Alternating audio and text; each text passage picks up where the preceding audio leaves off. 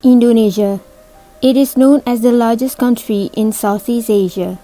Indonesia has more than 300 different ethnic groups and more than twice as many distinct languages, and most of the major world religions as well as a wide range of indigenous ones are practiced there.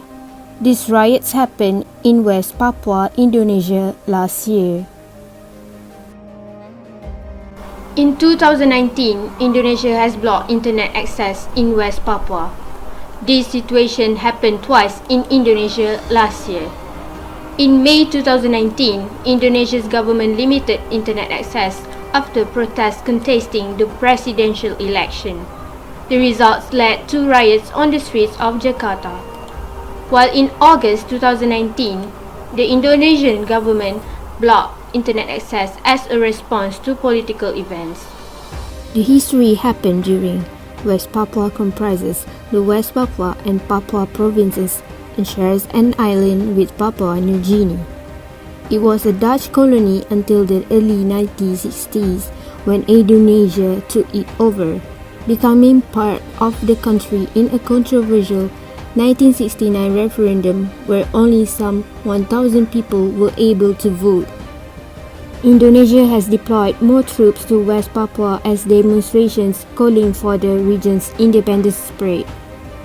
Hundreds of military and police personnel arrived in Manokwari, capital of West Papua province and the scene of violent protests on that day. It was said that the military had sent 300 troops to Manokwari.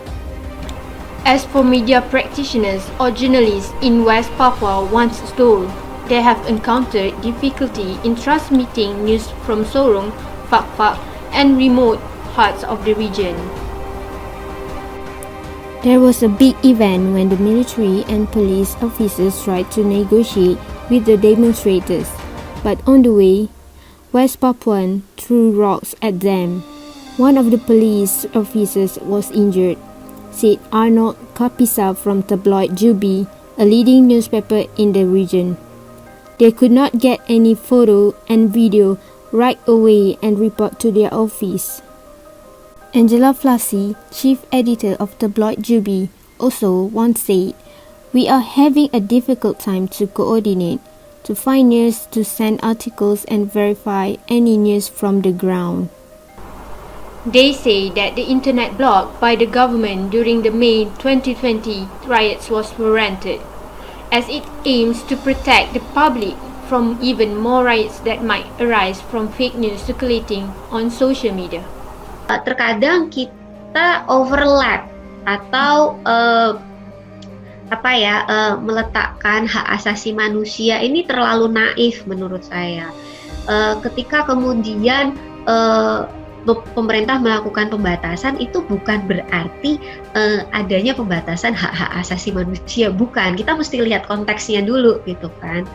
Presiden Joko Widodo also justified the internet shutdown in Papua, saying that the decision was made in the interest of national security.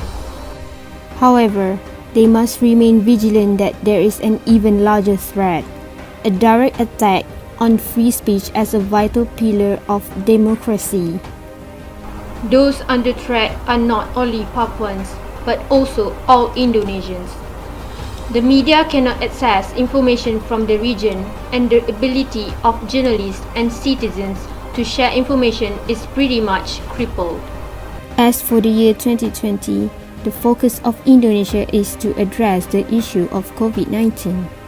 Therefore, the riot situation due to the internet blocking that occurred last year is only temporary, as it happens almost every year, just whether it is bad or not. It did have some chaos among the Indonesians, but the restrictions made by the government are needed to restrict the spread of arbitrary situations that could threaten the peace of the country and the local community. I'm Aqilah Basar, reporting for Sasaran.